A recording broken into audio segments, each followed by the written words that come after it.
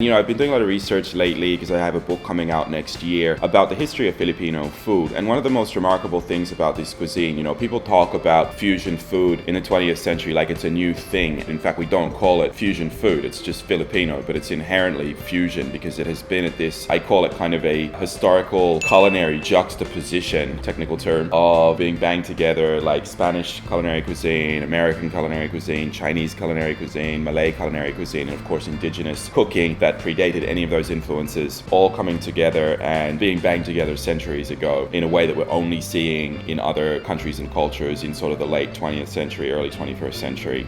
Hi, my kabano, it's Chris here, and today I'm going to make a series of videos where we talk about the different culinary influences and what are some of those dishes that clearly have the fingerprints of another culinary tradition but have been adapted dito sa Pilipinas by our innovative culinary kababayans into something that is now a quintessential Filipino dish. So today we're going to be talking all about the Spanish cuisine, which is probably one of the most observable influences when you come here to the Philippines. So let's get straight into it. So number 5 on my list of Spanish-inspired Filipino dishes, it's Paella Valenciana. Now, paella is a word derived from the patella, meaning pan in Latin, and it's basically a large, shallow pan filled with rice and then different bits of kind of vegetables and protein. And there's lots of different types of paella in Spain. And why I focus particularly on Paella Valenciana is that it's the paella in Spain, I would say, closest to classic Filipino paella, which is very seafood-driven in its nature. That will usually have things like squid rings, prawns, mussels, and they'll use usually red bell pepper and saffron for coloring the rice to get this lovely bright yellow color to it. Our Filipino style paella, fortunately, have a lot of those ingredients in great quantity here. So mussels are quite easy to come by in the Philippines. Squid is ubiquitous and very, very cost effective and affordable, and as is shrimp or hipon dito sa Pilipinas. So those ingredients are widely available, and that's why that's the most popular type of paella here. But the homage to Spanish roots is still there. Typically this paella will use chorizo and really a Spanish style sausage as opposed to the Longanisa, the Filipino adaptation of chorizo. And one of the other interesting things is that instead of using saffron to color the dish and get that nice golden yellow color to it, Filipinos will normally use atsuete or annatto seeds as the yellow coloring agent, which is obviously much more affordable than using saffron. That particular spice originates in the Caribbean. So really interesting how that dish has sort of been mildly tweaked to create the Pinoy style. And this is normally served in Filipino fiestas. Paella is quite a lot of work. You need a really big dish. You normally need to cook it like over a big fire or something if you're really going to do it right. So I don't like to make paella in a household kitchen because I just feel you can't do the dish justice unless you're cooking it for like 20 people or more. So good one for fiestas and when you need to feed the buong barangay and you got a bit of time to plan and get all those ingredients ahead of time. All right, let's go on to the next one. So number 4 on my list of the top Spanish-inspired Filipino dishes, it's empanada.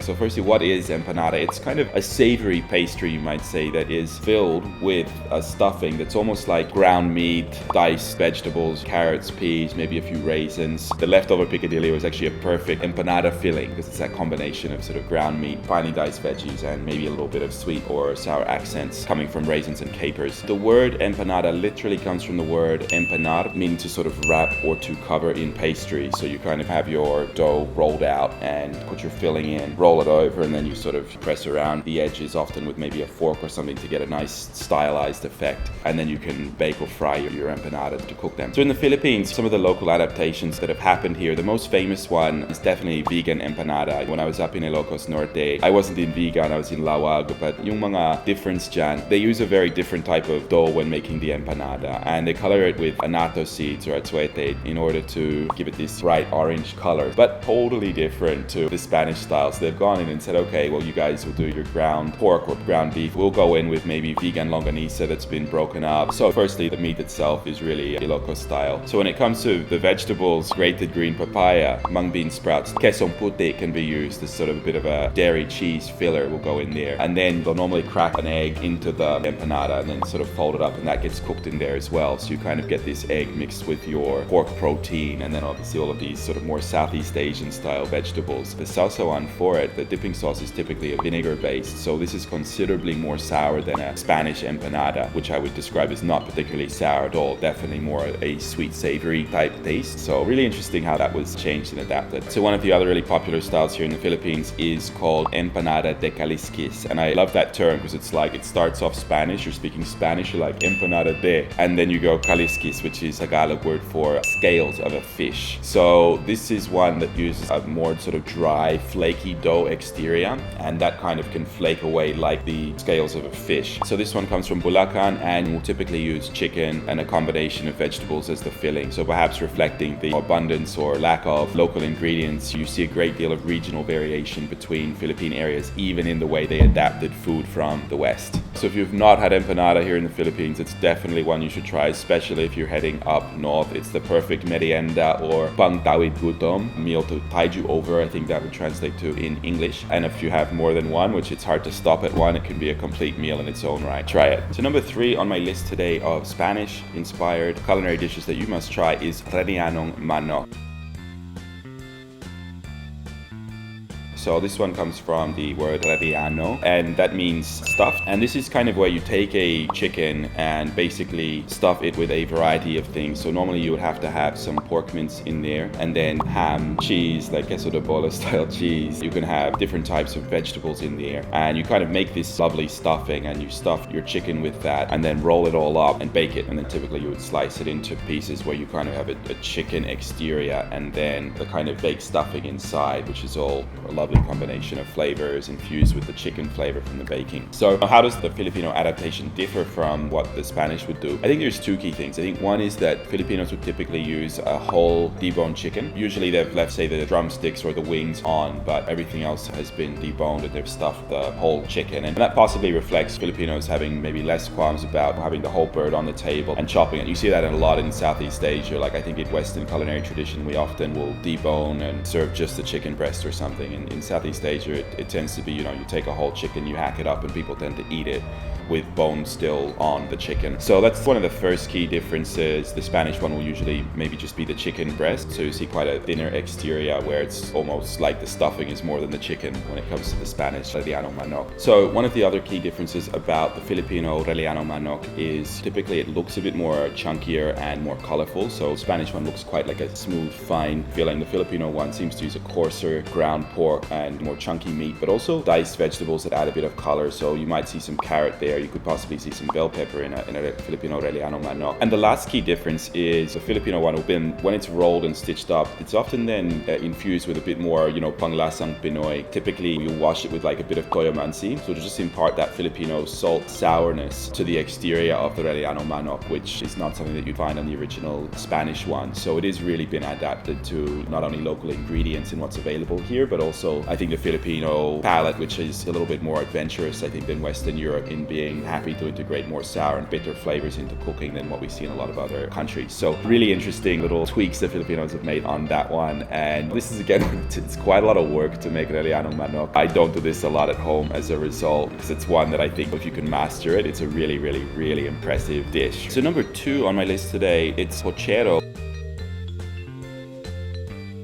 which is a derivative of the Spanish dish cocido. Now, cocido is sort of a bucket of boat trash, throw in a bit of everything, Spanish comfort food that's normally eaten during the cooler months or if you're a little bit sick or unwell. So you can put in a range of things there. Typically, there'll be some pork, some meatballs, some chorizo, and then garbanzos or chickpeas are very important in this dish. They'll typically put in the video noodles. It's sort of a Spanish noodle. They'll add tomato, and then it'll be cooked away in sort of a rich boiled meat stock, which when slow cooked, everything starts to taste amazing and you get a very, very rich stock behind it. So Filipino pochero, on the other hand, will typically start also with chorizo, like the Spanish inspired dish, but that's typically where the similarities stop. Some pork meat will go in, usually kasim cut, some chicken. You can put in some beef as well. Like you can actually do it with pretty much any meat combination Filipinos will do. And that's boiled away and you get, again, your lovely healthy beef or pork or chicken stock or combination stock. The vegetables that will go in will typically be some of the Southeast Asian different greens. So things like pechay, some green beans or baguio beans are commonly used in the Philippines. We still would put in garbanzos, or certainly when I cook pochero, I would use garbanzos in there, which I think is a bit more of a direct link to the Spanish cocido. And you may or may not use tomato. This is a bit of a debate on whether or not this should be a tomato-based sauce when it comes to the Philippines. Now, when I cook my pochero, I did not put tomato into the stew, but I did serve mine with a tomato eggplant ensalada on the side. And the last interesting thing about the Filipino one is that often you put in a bit of banana. So again, reflecting the availability of that, but also I think Filipinos' preparedness to. And I think the other thing that differs a little is the way it's served. So typically you'll have your pochero, you actually remove all of the ingredients from your stock and you kind of deconstruct the dish when serving it in the Philippines. So the way I was taught to serve my pochero is basically you have a dry bowl of the cooked stew effectively, and then you've separated the soupy stock and you have that on the bowl like that you sip from in the way that you might eat chicken tinola, where you have the stock on the side. And then we'll typically have the ensalada kamatis at talong that's been prepared, and that's kind of another accompaniment which you add to your liking at the table to get that balance of sort of sour savoriness just right for you. And number one on my list of the top Spanish-inspired Filipino creations, it's of course longanisa.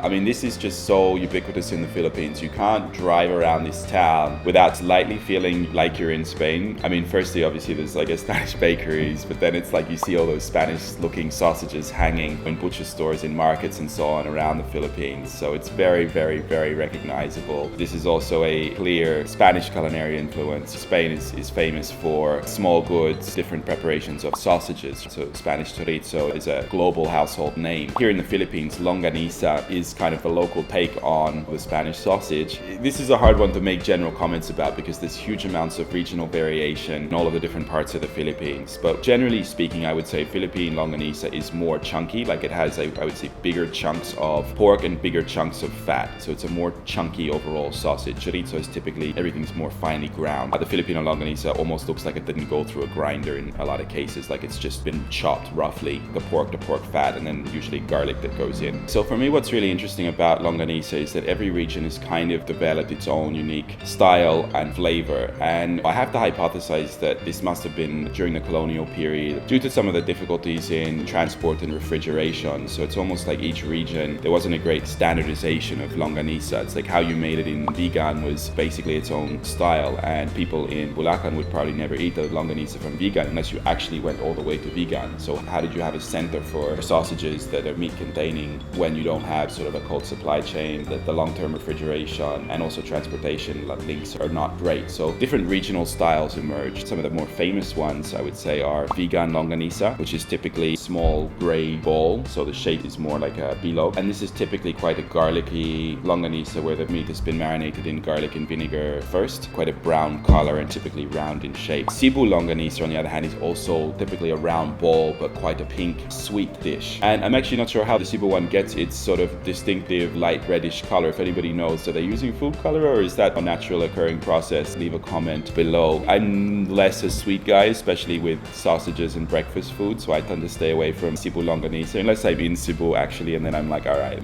when in Rome, right? Another one is Lukban longanisa, which comes from Quezon province. This one is quite garlicky and sour as well, but typically a more elongated shape, so quite similar in flavor to a vegan longanisa, but really looks very much different visually. The Alaminos longanisa, it's typically a more salty, sour profile, reddish brown in color, and you can usually tell it because it uses toothpicks to kind of seal each part of the sausage and hold it together. And of course, my favorite longanisa comes from Bulacan, which is specifically from the area of Kalumpit. So Kalumpit na longanisa, this is probably the most garlicky longanisa. If anyone thinks their longanisa is more garlicky than Kalumpit, let me know because I want to try it. But when I eat Kalumpit longanisa, it's like literally half garlic and half pork, right? It's that garlicky, and I find it actually makes a fantastic base for a pasta sauce because you can just throw that in and you don't need to add any more garlic to the dish. Longanisa is typically eaten as kind of a breakfast sausage in the Philippines, so you'll fry up maybe 3 bits of longanisa with an egg and some garlic rice for the classic long silog breakfast. But the other way I use it, as I said, is with my pasta dishes, so kalumpit na longanisa, and that's going to be in my book that's coming out real soon. So that is all the different ways you can play around with longanisa. It's a perfect breakfast food, but it's just got so many applications and there's so many different different regions. You could write a book literally just on the topic of Longanisa and Longanisa recipes, which I might do. So that's it, mga kabano. That is my top 5 Spanish-inspired Filipino dishes. Now, there's a lot more out there, and I'd love to see your thoughts and comments of what are your favorite dishes that hail back to Spanish cooking and what sort of variations you like to do on those Spanish dishes. Really, really fascinating topic. You know, you can tell the history of the Philippines through its food. And if this topic interests you, remember you can subscribe to the channel. Send me an email anytime with any thoughts or questions about the show. Leave a comment below, or you can follow us at our Facebook account, Maputing Cooking. And I will see you guys all at our next video. Bye now.